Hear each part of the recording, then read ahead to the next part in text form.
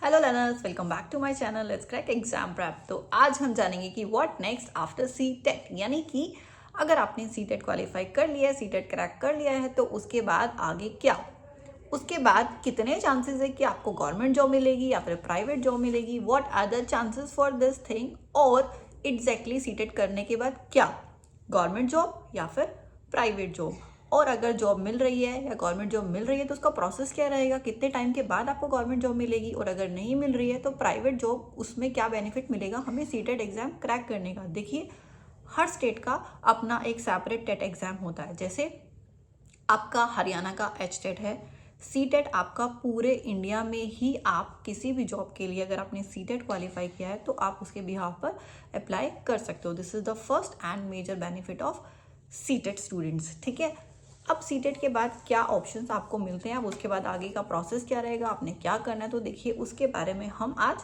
जानते हैं। तो देखिए, सबसे पहले अगर हम गवर्नमेंट जॉब की बात करते हैं अकॉर्डिंग टू स्टेट वाइज, यानी कि हर स्टेट का अपना एक सेपरेट एग्जाम है। अगर आप किसी पर्टिकुलर स्टेट की जो टेट एग्जाम है उसे क्वालिफाई करते हैं तो आप उस स्टेट के गवर्नमेंट जॉब के लिए एलिजिबल हैं। बट सी टेट के साथ ऐसा नहीं है, सी टेट करने के बाद आप कहीं पे भी अप्लाई कर सकते हो, एक्सेप्ट आपका हरियाणा टेट में जो सी टेट है वो फिलहाल उस पर रोक लगी हुई है कि सी टेट वाले अप्लाई नहीं कर सकते हैं। उनको अगर गवर्नमेंट जॉब चाहिए हरियाणा वालों को तो उनको एच टेट क्वालिफाई करना ज़रूरी है, बट लेट्स सी ये कब तक चलने वाला है।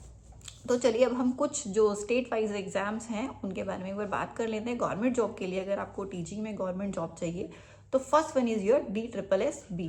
ठीक है, इसमें दिल्ली में वैकेंसीज निकलती हैं आपकी। इसका बेस्ट पार्ट ये है कि आपकी जॉब सिर्फ दिल्ली में, इफ़ यू वांट कि आपको कहीं इधर उधर ना जाना पड़े, सिर्फ दिल्ली में ही जॉब हो, तो DSSB बहुत ज़्यादा पसंद की जाने वाली एक ऑप्शन है जिसके लिए बहुत सारे स्टूडेंट अप्लाई करते हैं और विद इन दिल्ली इसमें आपको जॉब भी मिलती है। बट DSSB के लिए अप्लाई करने के लिए सी टेट क्वालिफाई होना ज़रूरी है। सो this is the first thing that you can do. उसके बाद अनदर ऑप्शन इज़ दैट कि you can apply for NVS, यानी कि नवोदय जो स्टूडेंट होते हैं, नवोदय विद्यालय होते हैं, उसमें आपकी वैकेंसीज निकलती हैं। बट ग्रेड 6 टू ग्रेड 10 तक ही वैकेंसीज होती हैं, क्योंकि 1 to 5 के नवोदय विद्यालय नहीं होते हैं। फिर आपका सुपर टेट है, एक टेस्ट है जो कि यूपी है, उत्तर प्रदेश है, वो अपने टेट एग्ज़ाम को सुपर टेट का नाम देते हैं। फिर आर टेट है, R TET is for Rajasthan, अगर राजस्थान में वैकेंसीज होती हैं तो उसके लिए आर टेट है। ऐसे जैसे मैंने आपको बताया कि हरियाणा में सी टेट है, on the same way different state के, बिहार का, चंडीगढ़ का, डिफरेंट स्टेट के अपने टेट एग्ज़ाम्स हैं। बट अगर आपने सी टेट किया हुआ है तो you can apply, you are eligible for, उन एग्ज़ाम को क्वालिफाई करने वाले बच्चे तो एलिजिबल हैं ही, उसके साथ साथ अगर आपने सी टेट कर रखा है और किसी अदर स्टेट पे वैकेंसी निकली है तो भी आप अप्लाई कर सकते हो on behalf of C TET. So this is the thing. इसके बाद अगर गवर्नमेंट जॉब में भी नहीं, वैकेंसीज नहीं निकलती हैं, व्हाटएवर किसी भी रीज़न से आपको जॉब नहीं मिल रही है, गवर्नमेंट जॉब की बात कर रही हूँ मैं, तो हम बात करते हैं प्राइवेट जॉब के बारे में।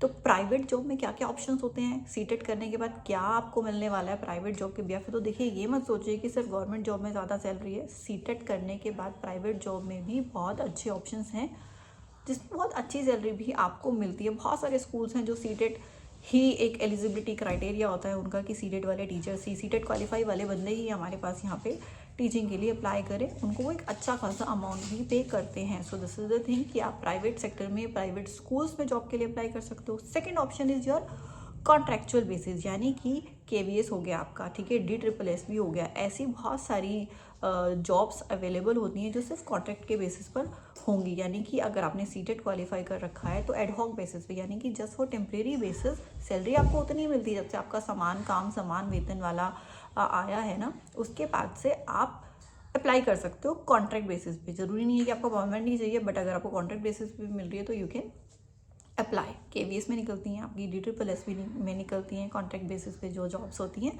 सो you can apply over there. इसके अलावा और आपके लिए बेस्ट थिंग इज़ दैट कि अगर आप गवर्नमेंट जॉब चाहते हैं तो साथ में आप कोचिंग स्टार्ट करिए या फिर किसी भी स्कूल में आप जॉब शुरू करिए अपने पर्टिकुलर सब्जेक्ट के लिए। पढ़ाना और पढ़ना दोनों अलग अलग चीज़ें हैं। पढ़कर आप एग्ज़ाम क्वालिफाई कर सकते हैं, बट पढ़ाकर आपको जॉब आसानी से मिल सकती है।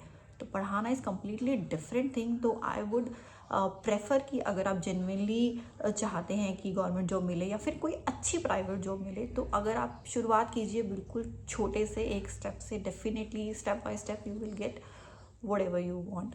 So this is it. After CTET exam, these are the things that you can do. But still, if you have any query, you can comment below. Thank you for watching.